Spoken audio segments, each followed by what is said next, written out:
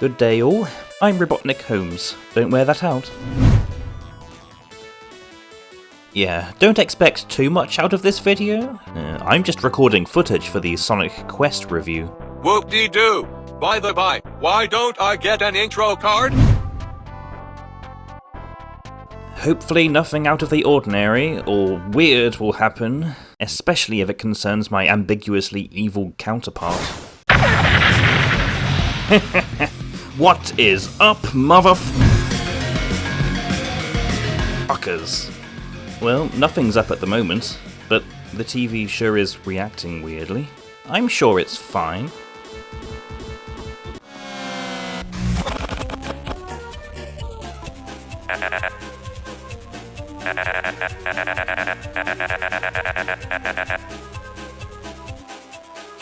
I guess you already had plans today. I don't know this person. It's a shame too, because I was planning on playing today. This has got to be a trick, right? So who's this new friend of ours? You think I have any hand in what's going on here?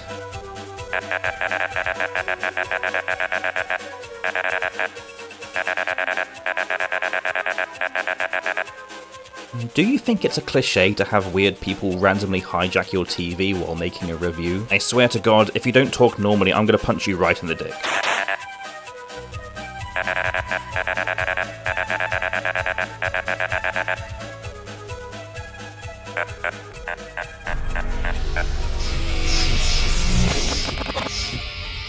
Still think this is a friend of mine?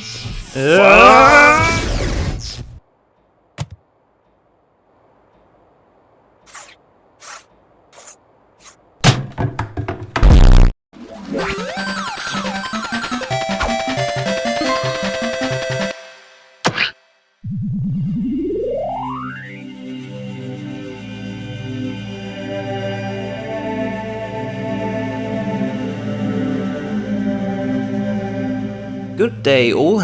Again, I'm RobotnikHolmes and this is Anti-Holmes, and together we're locked in this weird digital realm and forced to make a video about some guy's past or something. Anti, do you have anything to say about our current predicament?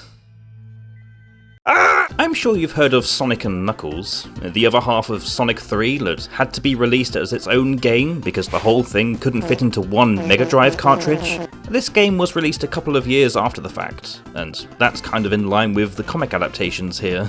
Back in 1993, Archie Comics made a cover story based off of Sonic the Hedgehog 3, and then 1 year later made an in-name only sequel that shared the name of the game's other half. The game had the heroes running into Knuckles and fighting him, a plot by Dr. Robotnik that gets foiled, and Knuckles being shown to be a pretty cool dude. The special issue, similarly, had the heroes running into Knuckles and fighting him, a plot by Dr. Robotnik that gets easily foiled, and Knuckles being shown to be a cool dude, and also the story being written by Satan. There was barely any mention of game-specific plot details. Sonic and Tails barely did anything except run around and occasionally pick fights with Knuckles, which back in Archie's heyday, the writers seemed to have a hard-on for. These guys beat the crap out of each other more times than I can count. There must have been 5 separate occasions when that happened, and it kinda got boring really fast. There was barely any mention of the villain and his famous flying fortress, the Death Egg. I suppose the most we got out of that was the baddie's airship that looked like he just cut up Bender from Futurama and used his face as transport.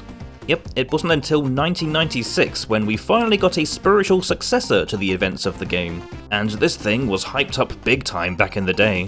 What's that? Sonic and Tails going off on an adventure? And the Death Egg finally making an appearance? And Knuckles also being there? My younger self would have been like, sign me the F up, if I wasn't 4 at the time of publication. This was the Sonic Quest mini-series, the last spin-off material Archie Comics would publish, until Ken Pender's Knuckles series got picked up, and I'm pretty sure we all know how that turned out. Dear God, the stuff that came out of that side comic. You know, Knuckles being Jesus and all that. Going back on track, this mini-series was written by Mike Gallagher, whose works certainly had more humour than plot, so I'm pretty curious how he hopes to handle this beloved Death Egg plotline. I've been kind of weary over how he writes his stories, but is this mini-series any good? Only one way to find out. Oh hey, have you calmed down yet? Yeah, screw this, I'm gonna find a way out of here. Good luck reading this comic, nerd. It's probably our only way out, but thank you. I was being sarcastic. Buckle up, ladies and gentlemen, and everyone in between. We're looking at the Sonic Quest miniseries by Archie Comics.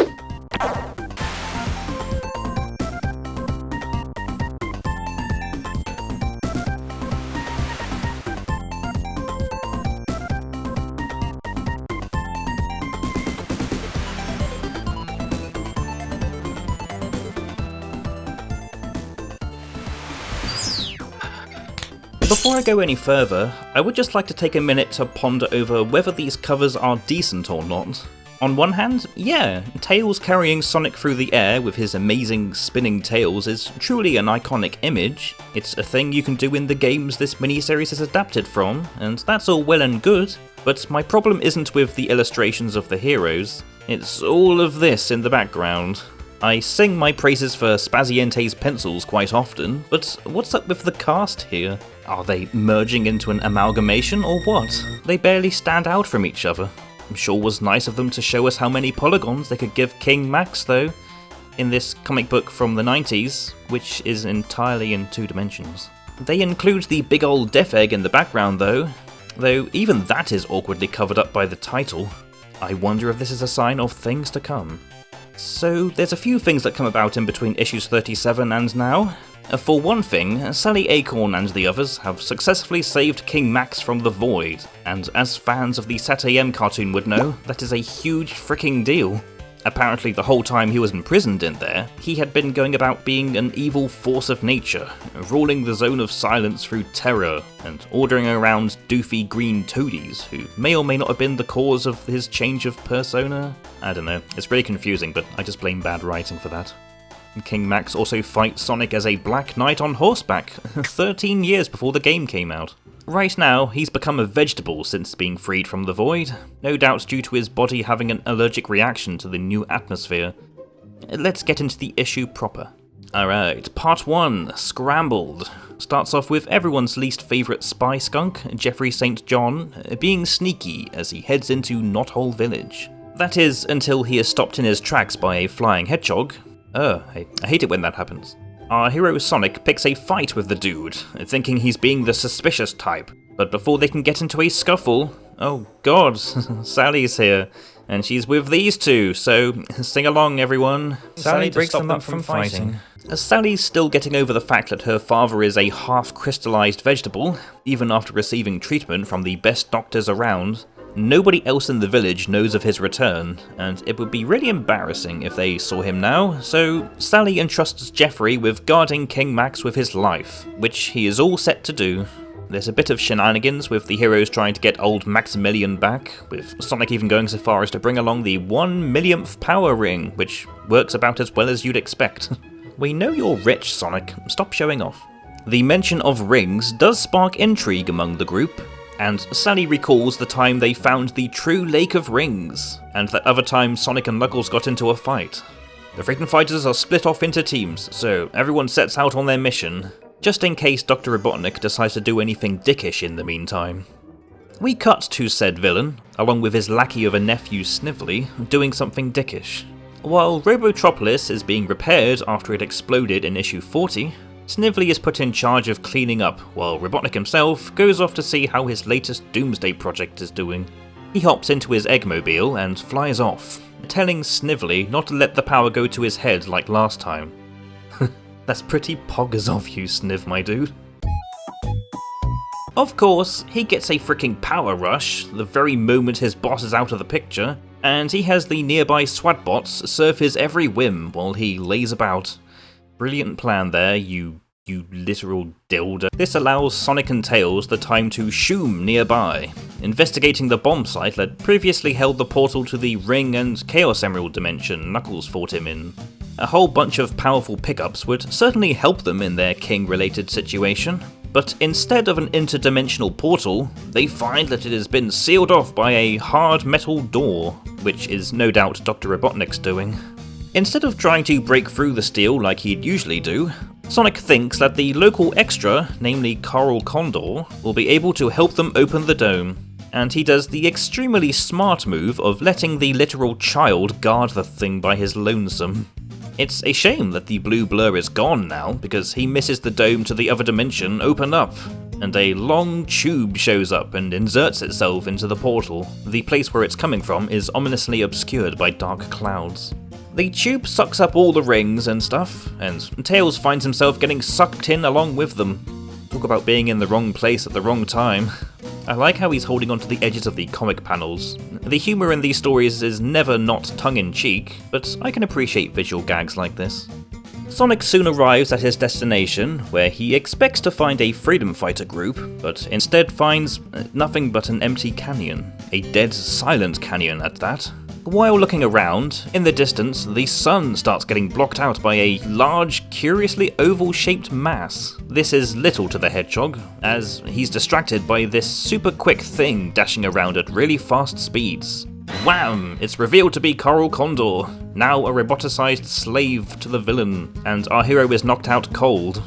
We get a bunch of flavor text as the Death Egg appears in near silhouette, and the hedgy boy is dragged through the sky towards it.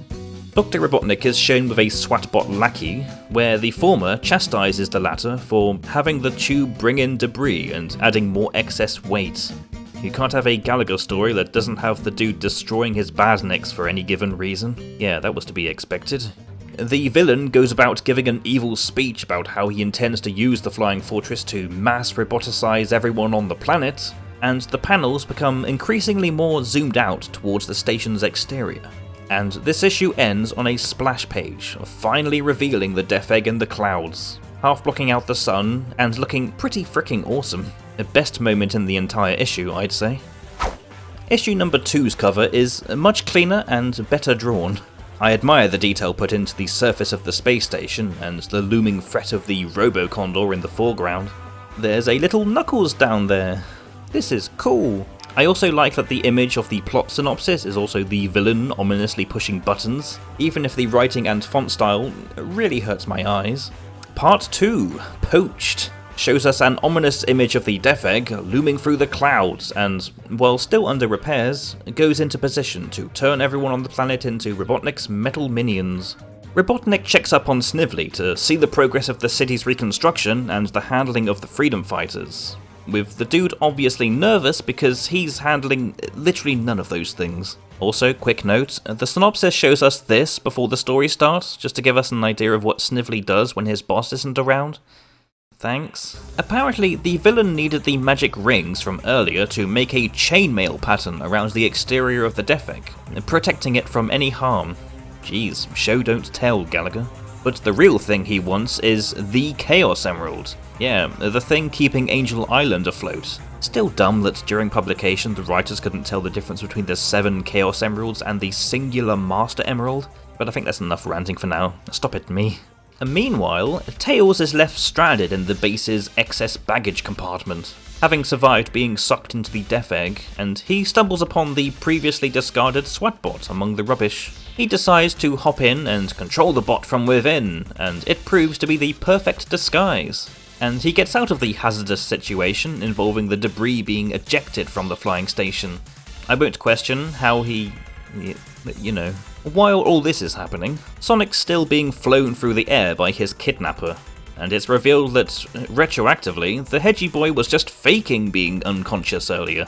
I don't know, dude, you looked pretty out of it for someone pantomiming being knocked out. Sonic and the roboticized Condor duke it out in the skies, but the hero is at a disadvantage due to being way out of his element. There's nothing to run on. It isn't until he spots the debris dropping from Robotnik's ship that he gets the upper hand. Sonic leaps up towards the floating Death Egg, and due to his opponent being too distracted, and that he's quite busy talking like a typical over-the-top antagonist, Condorbot is knocked out of the sky by the debris. Sonic is now on board the floating base, but with there being no signal for him to call his friends, he's pretty much on his own now. Oh yeah, the other freedom fighters. They are still watching over King Max, even though that was supposed to be Skunk Boy's job. But we do get to see how Sally's handling her dad becoming half crystal. About time we see her point of view on all this. She's the rescued king's daughter after all. Dr. Robotnik, meanwhile, is having the time of his life, ready for the final step of his plan, and the disguised Tails overhears this plan to head over to Angel Island and take Knuckles' singular Chaos Emerald. Yep, knock knock, this is Knuckles. Seeing as it's his job to protect the sacred island, the echidna takes off and glides upwards. He tries to handle the situation, but is shortly shot down by the Death Egg's eye laser.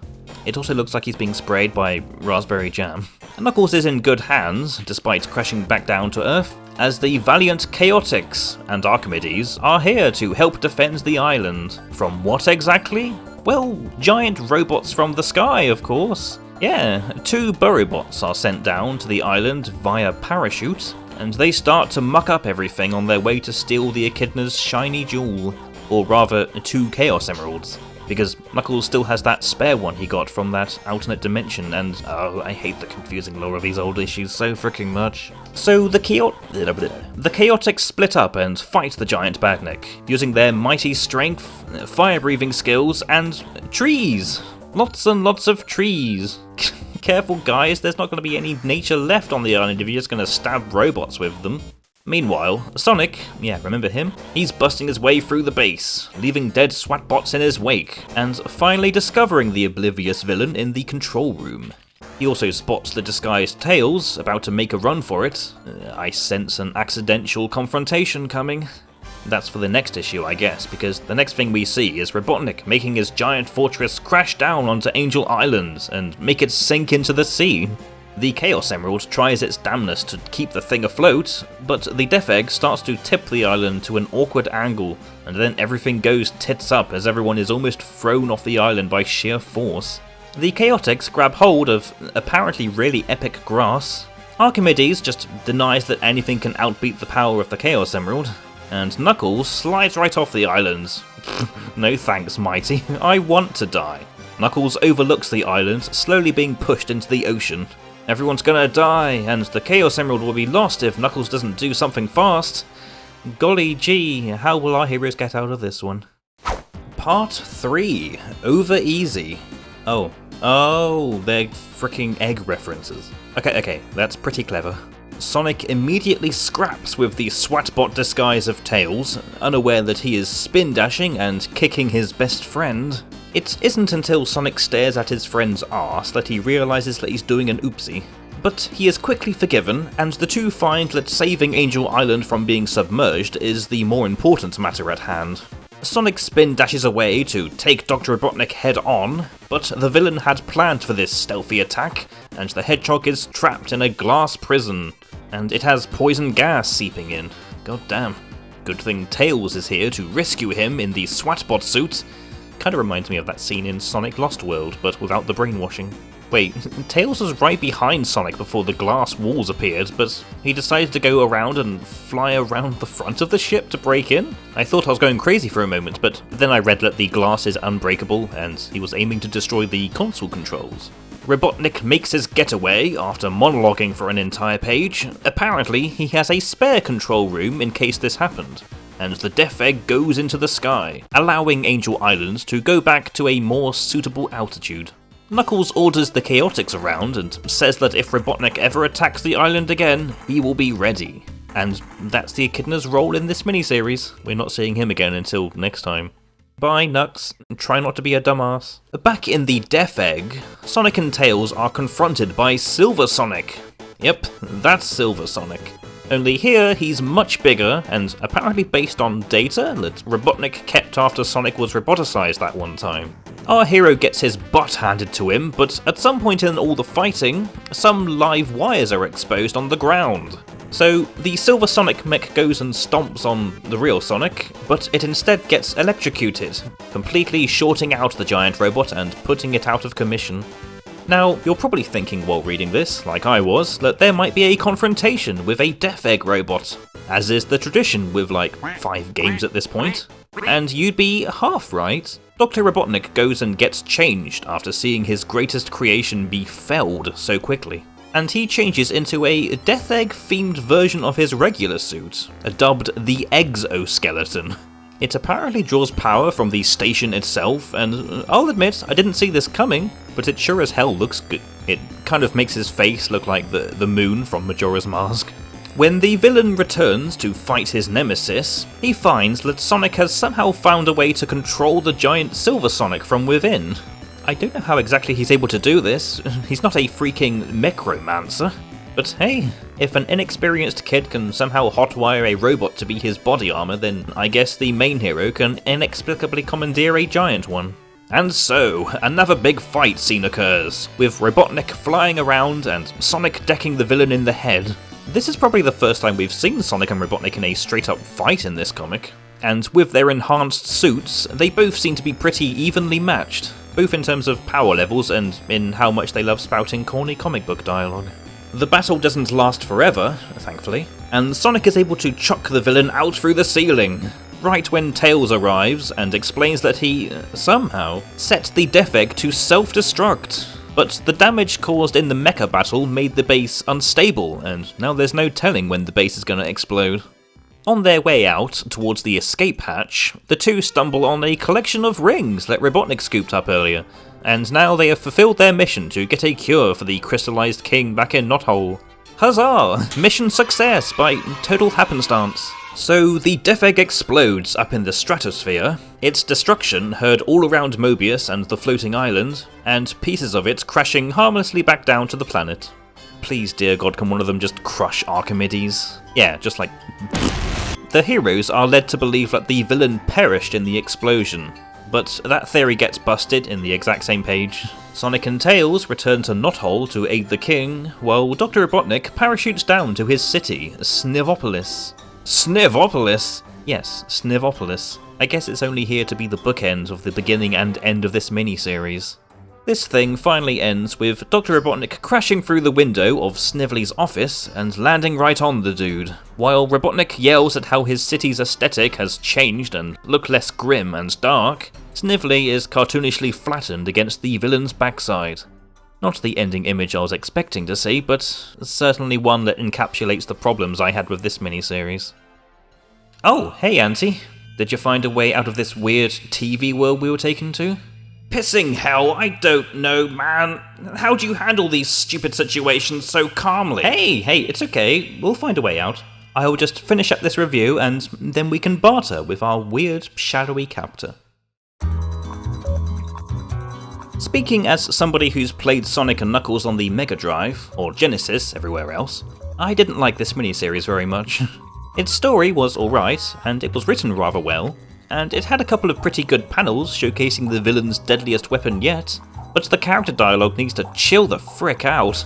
Everyone keeps talking a mile a minute in typical bombastic comic dialogue, so much so that there was barely any time to breathe. When the action kicks up, everyone's just so serious and announcing themselves. The dialogue is so unironically silly and over the top, it's kind of amazing how much the writer just makes the characters yap about things that we can clearly see ourselves with our eyeballs. Look at that! A giant tube is dropping out of the clouds, and it's inserted itself into the grotto. Using my years of experience jumping through zones, I'll hop my way up the pile and grab these bilge bay doors before they close. You fool! You're destroying the control console. We, meaning the Chaotix, Espio the Chameleon, Archimedes the Fire Ant, myself, Hector the Crocodile, Charmy the Bee, etc, etc, you get the point. I'm aware that the writers at the time were not really specialised in slow, suspenseful scenes, but I feel they really should have known when to tone down the dialogue. Even the scene of the Death Egg exploding wasn't safe from this. You'd think that it warrants a moment of silence, you know, to have the characters silently watching its destruction and the reader having a moment to admire the art or something. But there's this dumb, its explosion was heard all around the world. Get that out of here with that crap. Does anyone remember that side story with Sally infiltrating that base? You know, the one with great art and hardly any dialogue so that you can just focus on the visuals and the intense panels and scenes? Yeah, just channel a bit of that in this supposedly serious miniseries.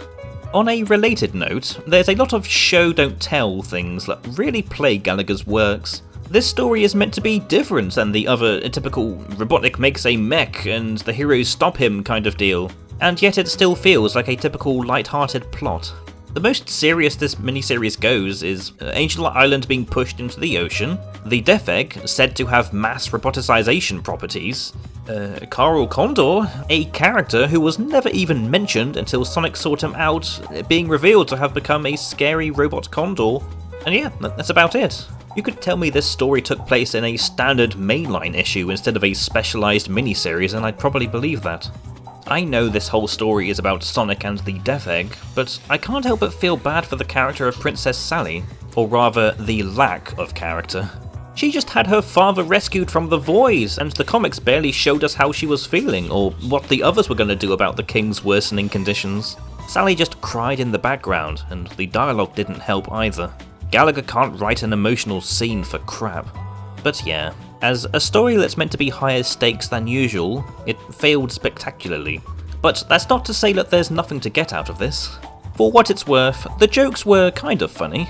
The ones in the background, rather, not those that were placed in a million speech bubbles. Like Snively, silencing his massage robot in the middle of his important talk with Robotnik, one that he's talking to while wearing bunny slippers. The villain changing into his final battle outfit in an actual changing room.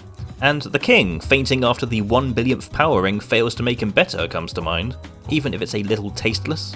Another thing I liked in concept were the fights between Sonic and the final boss. The idea is really interesting. The hero using the shell of a giant robot in the previous fight to go toe-to-toe with the main villain, who has a powered-up suit that runs on Death Egg power? Sadly, the execution felt pretty flat. I would have enjoyed a little more clatter and less chatter, if you get my saying. The visuals weren't that bad considering. We had Manny Galen on pencils, whose style I don't really have an interest in, his early stuff at least. I know he would go on to be the main artist in the Knuckles the Echidna spin-off, it's just that his art during this time was a little bit messy. I'm looking at you, issue number 38. So horrible. It must be because he was working with Gallagher's script, which always favours gags more than anything else. Call me weird, but I did like some of the establishing shots of the landscapes, and especially when it shows the Death Egg's exterior. One thing I noticed in the first 2 issues was a curious case of pages lacking in their colouring. It was only in fight scenes, specifically the Sonic vs Condorbot aerial battle, and the Chaotix when they were fighting off giant robots with logs. Maybe they were fixed in the reprints in Sonic Select, who knows. By the by, did anyone else find it weird that they were taking down trees to fight the robots instead of using their innate abilities? You know, invisibility, super strength, singing terribly? Because without those abilities, the Chaotix kind of felt, you know, superfluous. It could have been anyone defending the island in this position. The art was good when it wanted to be, and I'll especially commend of how neat the fight scenes looked. There was a decent level of action, and you could really feel the impact in some panels.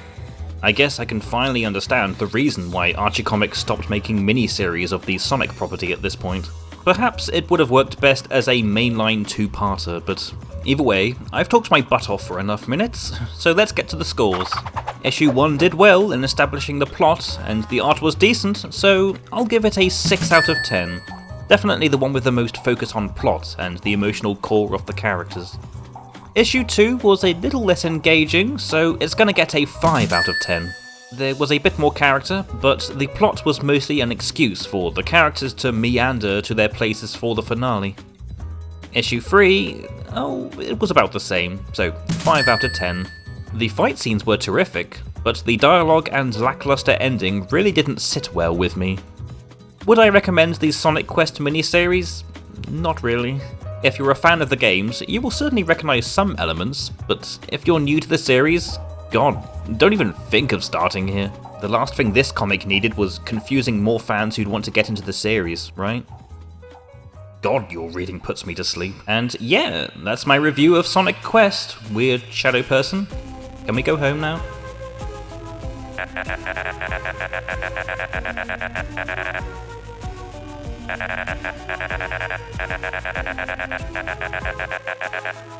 Ugh, for God's sake, another one! Whoa. Oh, how handy you can just bring comics in here. Oh,